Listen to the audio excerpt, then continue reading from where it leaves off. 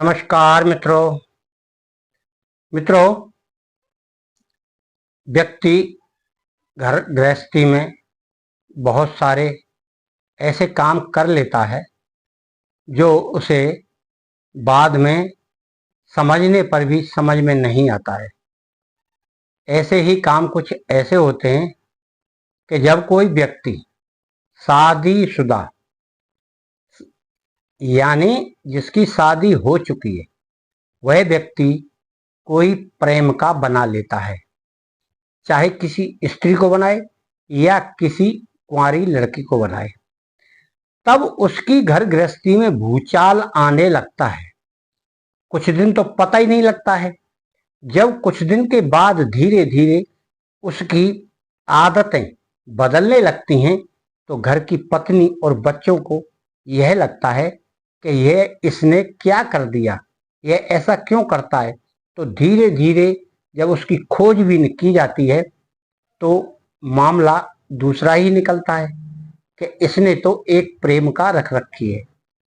अब यहाँ गृहस्थी में इतना लड़ाई झगड़ा, जो घर की शांति थी वह भंग होने लगती है और पुरुष अपनी बात को सिद्ध करने के लिए कि नहीं ऐसा नहीं है, नहीं ऐसा नहीं है, बहुत सारी बातें करता है, कस्में भी खाता है जिससे लड़ाई शांत हो।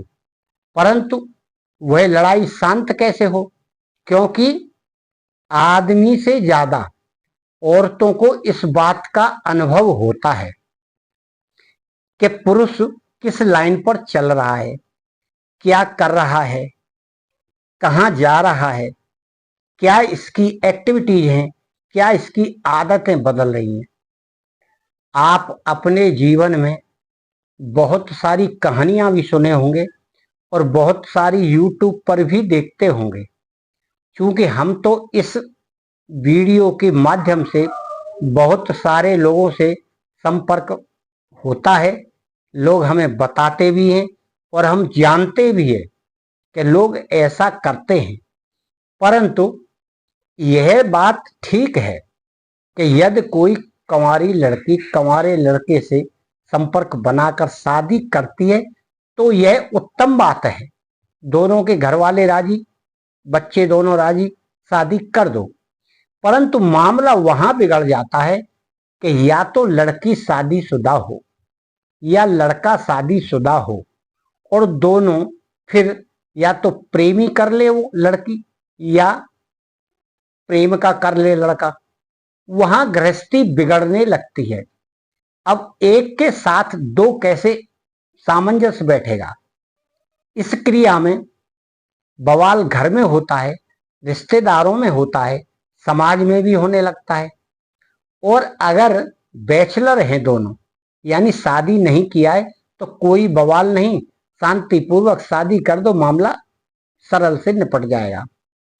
सारा मामला तभी खराब होता है जब एक को रखते हुए दूसरा साथी ढूंढे या दूसरे साथी के साथ संबंध बनाए।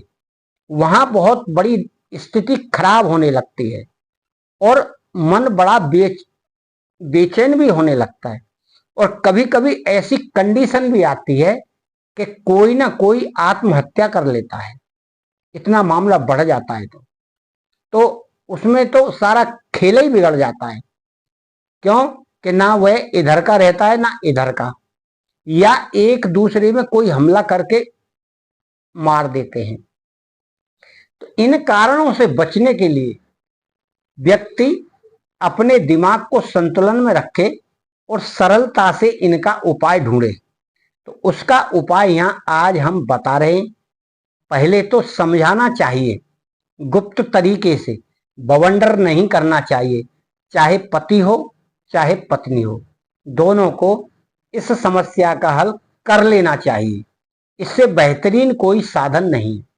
अगर फिर भी नहीं कर पा रहा है या नहीं हो पा रहा है, सुधार नहीं हो रहा है, तब क्या करे कि यदि पति रुक नहीं रहा है और ऐसा कर रहा है तो उस लड़की से जाकर एक बार संपर्क कर लेना चाहिए जो पति की प्रेम का है। वह फिर भी नहीं मानती है फिर भी नहीं मानती है, तो उसका उपाय यह है कि किसी न किसी प्रकार से आप उसे मनाएं, हर तरीके से मनाएं, कोशिश करें। फिर इसके बाद कार्य होता है तंत्र क्रिया का। ऐसा करने पर नहीं मान रही तो उस लड़की के सर के बाल थोड़े से काट लें, या वह बाल जब खींचती है तो वो बाल गिर जाते हैं, उस तरह का इंतजार करें, या किसी व्यक्ति से संपर्क करके उनके घर वालों से उसके बाल प्राप्त करें, क्योंकि उसके घर वाले भी राजी नहीं होंगे ऐसे कार्यों के लिए। तो वह बाल ले लो। पुरुष के कपड़े का, जो कपड़ा पहनता है, धुला नहीं होना चाहिए, बिना धुले कपड़े का थोड़ा एक टुकड़ा ले लीजिए। इन दोनों को अलग अलग जला लीजिए और दोनों को मिला दीजिए। मिलाकर इसमें थोड़ा कुछ मिला सकते हैं आप, थोड़ा बहुत, जिससे, क्योंकि थोड़ा रहेगा वो तो ज्यादा हो जाए। और इस मिश्रण को थोड़ा सा अपने पति को खिलाएं किसी भी वस्तु में। यह सारा कार्य गुप्त रूप से करना है। और अगर यह लड़की को भी खिला दिया जाए थोड़ा सा, बहुत, एक गेहूं के दाने के लिए। अब इसमें आप क्या मिला सकते हैं? इसमें आप या तो थोड़ी सी चीनी मिला लें या थोड़ा सा नमक मिला लें इस क्रिया को खिलाने के लिए। और आप इसे किसी सब्जी अब्जी में या किसी शरबत में या किसी ऐसी चीज में मिला के दें जिससे नजर ना आए। और आप फिर मंत्र बोलते रहें। यदि पति को वश में करना है, यानी पति की प्रेमिका को छुड़वाना है, तो पति को वश में करने वाला मंत्र जाप करते रहें इतना कार्य करने में, जब तक वह खाए, या तो वह चाय पिए या सब्जी खाए या कोई फल खाए, उसमें ही आपको यह देना है। बड़ी युक्ति से देना है कि उसे पहचान नहीं आए। और एक माला मंत्र का जाप भी करना चाहिए, वशीकरण के जाप का, जिससे वह व्यक्ति आपके घर में विधि पूर्वक वापस आ सके क्रिया से। लड़ाई झगड़ा नहीं करना है बिल्कुल, इसमें लड़ाई झगड़े का हल नहीं निकलता है। लड़ाई झगड़े से व्यक्ति और उत्तेजित होकर वही कार्य करता है, चाहे स्त्री हो चाहे पुरुष हो। यह देखा गया है, जितना आप मना करेंगे वह उतना ही प्रेरित होकर उससे संपर्क बनाने की कोशिश करते हैं। इसलिए प्रेमी के लिए या प्रेमिका के लिए, दोनों के लिए आप प्रयोग करेंगे। यदि प्रेमी को कंट्रोल करना है तो प्रेमी के नाम से मंत्र जाप करना है, और यदि प्रेमिका को करना है तो प्रेमिका के नाम के हिसाब से मंत्र का जाप करना है। यानी मुझे अगर बस में करना है अपना पति, तो पति के नाम का होगा, और यदि किसी और को करना है प्रेमी के लिए, तो वह अपनी उसके लड़की के लिए करेगा। इस प्रकार का मंत्र जाप करते रहना चाहिए, कम से कम 108 बार करे। गुप्त क्रिया है, इसे करेगा तो यह संबंध धीरे धीरे विच्छेद होने लगेगा। और एक मंत्र और है जो दोनों में आपस में विच्छेदन करता है, लड़ाई करवाता है। इसका मंत्र का भी जाप अगर करे तो यह दोनों तरफ से कार्य आपका फिट हो जाएगा। यानी एक तरफ तो दोनों में लड़ाई होगी और एक तरफ आपके वश में होगा, वो पति होगा या पत्नी हो। इनके लिए यह दोनों मंत्रों का जाप किया जाता है। अब यह बात अलग है कि आप एक मंत्र शाम को जाप कर लें, एक सवेरे जाप कर लें, सवेरे वशीकरण का जाप कर लें, शाम को उन दोनों को अलग होने का, विच्छेदन करने का मंत्र जाप कर लें। यह सारी क्रिया आप करेंगे तो धीरे धीरे, जल्दीबाजी का कोई काम नहीं है कि 2 दिन में 4 दिन में हो जाए। आप 10, 15, 20 दिन करके इसे देखिए, इसका परिणाम अच्छा आएगा। क्योंकि जब कोई साधक या व्यक्ति मंत्रों का जाप करता है तो थोड़ा मंत्र जाप करने से उनकी क्रिया थोड़ी देर में होती है, क्योंकि जब उनमें शक्ति आती है वहां तक जाने की, तब तक आदमी बंद कर देता है। इसलिए जल्दी आप ना करें और उसे करते जाएं, इंतजार करें, थोड़ा सा महीना भी लग सकता है, परंतु सुधार अवश्य होगा। उसका मन बदलेगा, उसकी इंद्रियों पर प्रभाव पड़ेगा और वह इस कार्य को स्वयं ही छोड़ देगा। आपने देखा होगा कई कई स्त्रियां या पुरुष पहले प्रेम करते थे, बाद में उनका विच्छेदन हो जाता है, अनमने हो जाते हैं, कह रहा अब शादी नहीं करना, आपसे शादी ही नहीं करना। पहले प्रेम करते हैं फिर विच्छेदन कर लेते हैं। तो इस क्रिया में ये मंत्रों का ही प्रभाव होता है।